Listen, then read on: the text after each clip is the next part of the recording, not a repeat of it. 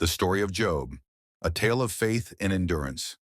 Introduction. In a distant land called Uz, there lived a man named Job. He was a man of great faith, righteousness, and prosperity. He had 10 children, vast herds of livestock, and many servants. Job was known for his integrity, always fearing God and turning away from evil. His life was blessed beyond measure.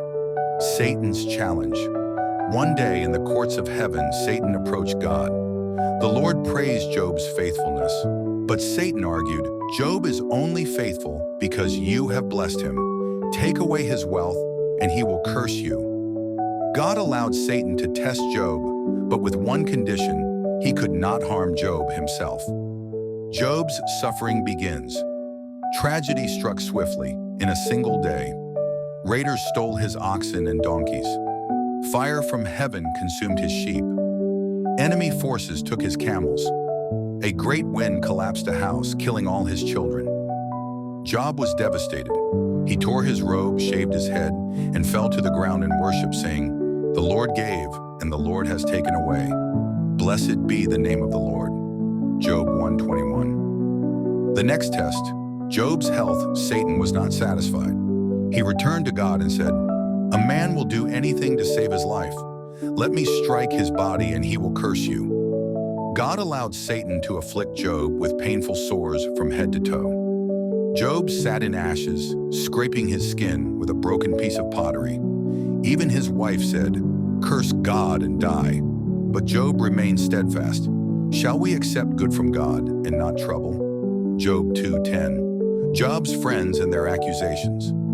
3 of Job's friends, Eliphaz, Bildad, and Zophar, came to comfort him. For 7 days they sat with him in silence, overwhelmed by his suffering. Then they spoke, accusing Job of sin. "Surely you have done something wrong to deserve this. Repent and God will restore you." But Job defended himself, longing for an answer from God. Job's cry to God.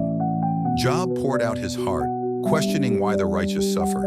He longed for a mediator, someone who could plead his case before God. Despite his pain, he declared, "Though he slay me, yet will I trust him." Job 13:15.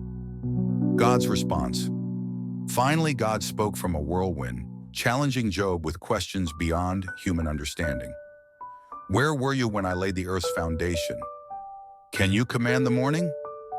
Do you give the horse its strength?" Job realized his smallness before God's greatness. In humility, he replied, "I spoke of things I did not understand. I repent in dust and ashes."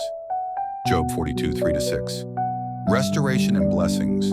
God rebuked Job's friends and told them to offer sacrifices while Job prayed for them. Then the Lord restored Job's fortunes, giving him twice as much as before. 14,000 sheep, 6,000 camels, 1,000 oxen, and 1,000 donkeys. 10 more children.